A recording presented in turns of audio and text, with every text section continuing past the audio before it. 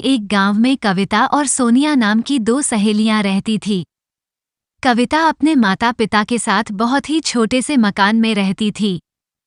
वही सोनिया बहुत ही बड़े घर में रहती थी और बहुत अमीर थी। कविता बहुत ही अच्छी और ईमानदार लड़की थी। सोनिया बहुत ही घमंडी और लालची लड़की थी।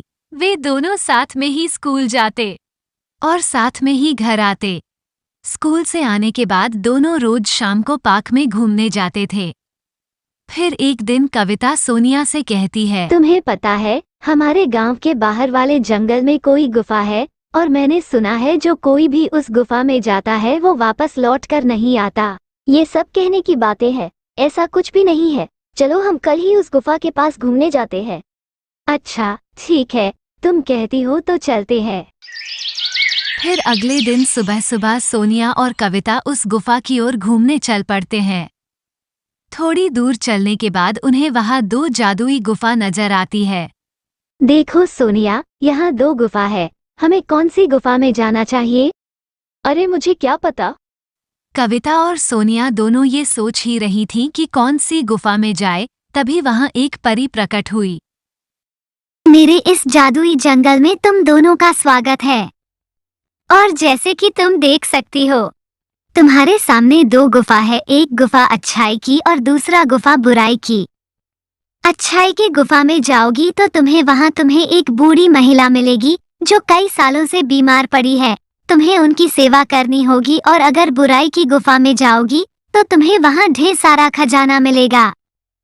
परंतु याद रखना, उस गुफा में एक नागिन रहती है और ये तुम पर निर्भर करता है। तुम कौन सा मार्ग चुनती हो, अच्छाई का या बुराई का? इतना बोलकर वो परी वहां से गायब हो जाती है। सोनिया, हमें अच्छाई के गुफा में चलना चाहिए। वहाँ बेचारी बूढ़ी काकी कितने सालों से बीमार पड़ी है।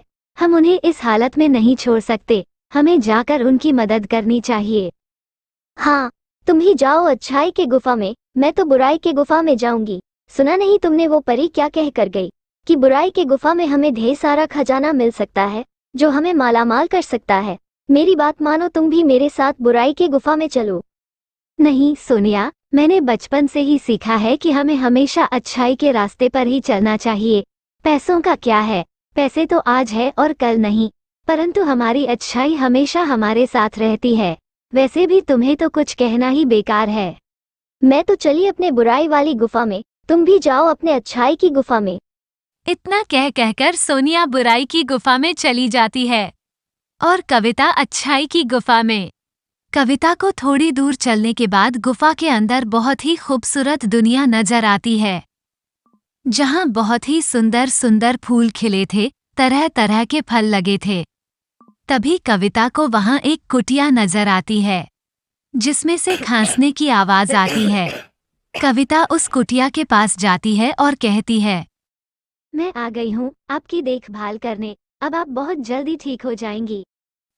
कविता सच्चे मन से उस अम्मा की देखभाल में लग जाती है, दिन रात उनकी सेवा करती है। कविता रोज कुटिया की सफाई करती है, झाड़ू लगाती है, पशु पक्षी को खाना खिलाती है और बहुत ही अच्छे से अम्मा का ख्याल रखती है। वहीं दूसरे तरफ सोनिया के बुराई की गुफा के अंदर जाते ही उसे बहुत ही अजीब और डरावनी दुनिया नजर आती है। उसे बहुत ही डरावनी आवाजें सुनाई देती है। सोनिया खजाने की लालच में आगे बढ़ती रहती है। सुबह से शाम हो जाती है। सोनिया को बहुत भूख भी लग रही होती है। उस परी ने तो कहा था कि यहाँ खजाना है, पर मुझे दूर दूर तक तो कोई खजाना नजर नहीं आ रहा और भूख से मेरी जान जा रही है। फिर थोड़ी और आगे चलने पर सोनिया को कुछ चमकती हुई चीज दिखाई देती है। अरे वाह, मिल गया खजाना। मैं जल्दी से उस खजाने के पास जाती हूँ और सारा खजाना ले लेती हूँ, फिर मैं और अमीर बन जाऊंगी। अरे वाह, इतना सारा खजाना।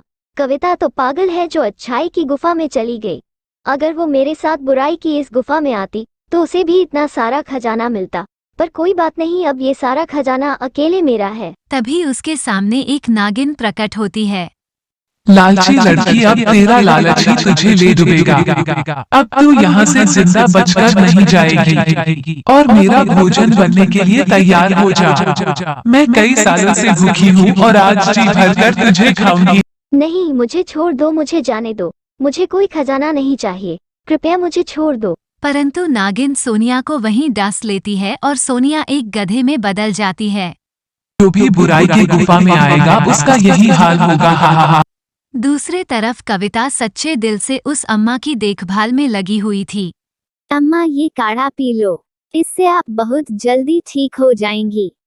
बेटी तुम बहुत ही अच्छी और नेक लड़की हो। इतना बोलकर वो बूढ़ी अम्मा एक परी में बदल जाती है।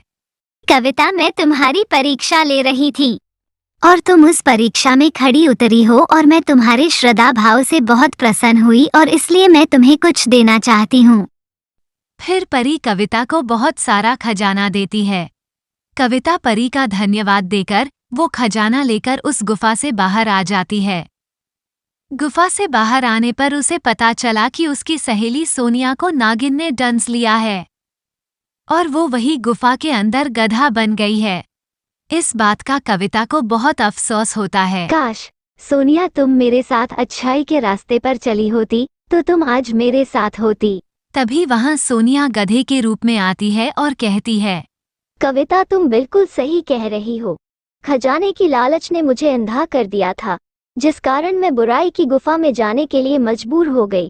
परंतु तुमने लालच नहीं किया और अच्छाई का मार्ग चुना, जिस कारण तुम्हें खजाना लेने की इच्छा ना होने पर भी तुम्हें इतना सारा खजाना मिला।